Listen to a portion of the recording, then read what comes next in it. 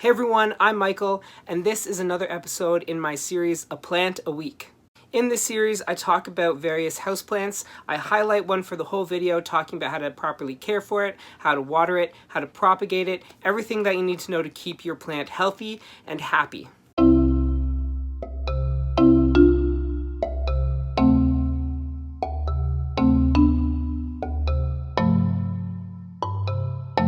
These heart-shaped plants are everywhere during Valentine's Day.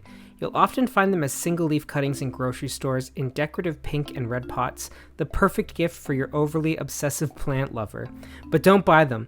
If you're desperate to impress that plant parent you love so much, get them an actual Kerrii plant.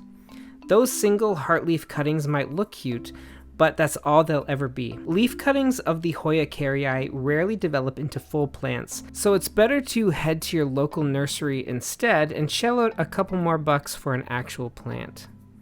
This is my Hoya Kerrii, and it's one of the oldest Hoyas in my collection. To give you some comparison, this Hoya, a regular Carnosa, I received about 5 years ago, and it was only 2 leaves. Maybe 6 months later, I bought this Hoya Kerrii, and it did nothing for years. It's only recently that it's begun to grow. You can see this vine right here is a completely new vine, as well as this leaf. Was it worth the wait? Absolutely. It's a plant with heart-shaped leaves. What's not to heart emoji? Kerrii enjoy medium to bright indirect sunlight and grow better and faster in a brighter location, such as in a sunny windowsill. I've grown mine both under a grow light and in a west-facing window, and I've only really seen growth this year with it sitting in the window. You want to be careful that it's not in direct sunlight during peak hours though, in case the foliage becomes scorched by the sun, which can happen. Keep your hearts close to your chest. However, if you've had your plant for a while and it hasn't bloomed for you, the most likely problem is light deficiency. Move it to a brighter location and see if that helps with the blooming process.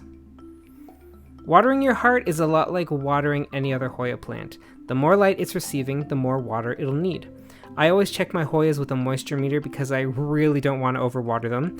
I did that with a Hoya numerarioides and it nearly died on me. And Hoyas in general are more drought tolerant, handling a bit of underwatering way better than overwatering.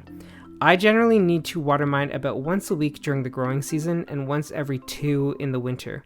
I also overwatered this when I first got it and it had a bit of a fungus gnat problem, but that's more like an initiation to my plant family now than an actual problem.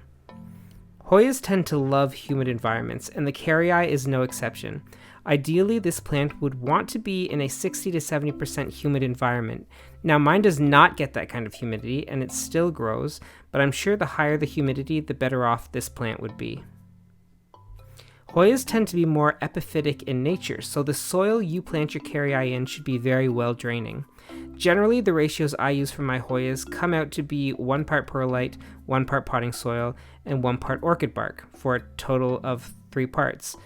Just make sure that your soil is light and airy, and that when watered, extra water can't sit around and rot the roots of your Hoya, especially because the Kerrii seems to be a bit more susceptible to root rot than some of the other Hoya varieties. I fertilize all my Hoyas with orchid spray. I found this spray works great for epiphytic plants, and I use it on my orchids, air plants, anything more epiphytic in nature.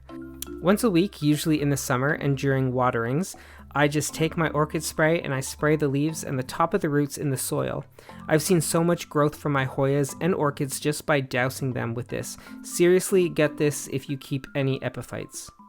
The best time to propagate these hearts are during the growing season, so spring and summer. Take cuttings of the vines, making sure to get nodes, and then there are a couple ways to root them. You can place them in water, or my preferred Hoya method, placing them in sphagnum moss or perlite and leaving the cuttings in a high humid environment. Usually new roots will begin to form about 3 or 4 weeks after taking the cuttings, but I've had some that took months to root. While I haven't had much issue with pests on my Kerrii, they are prone to mealybugs and aphids. It's best to keep an eye on your Hoyas just to make sure they're bug-free, and if you spot one, don't hesitate to spray it down with insecticidal soap or a homemade mixture of liquid soap and water. Most Hoyas are toxic, especially the white sap that runs through the stems and bleeds out when the plant is cut. This bleeding heart is out for vengeance, so it's best to keep these away from children or pets. I've had a hard time with this Hoya, not because it was dying on me or was being very difficult, simply because it did nothing for about 3 years. It's only been in the last month that it's put out new growth, at last. I know Hoyas have a tendency to acclimate slowly when brought into your house, but this one takes acclimation to a whole new, slow level.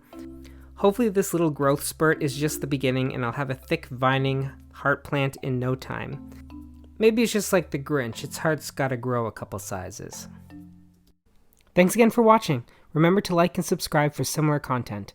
On Mondays, I post videos about houseplants, and on Fridays, I also post videos about houseplants, and reading, writing, photography, art, and any other generic interests of mine. As always, you can find my social media links in the description below. Also, you can find links to H&H Games, the board game company I've helped create, and our debut board game, Season of Heroes. You can also find the Amazon links to my fantasy series, A Chronicle of Crowns. Thanks for watching, bye!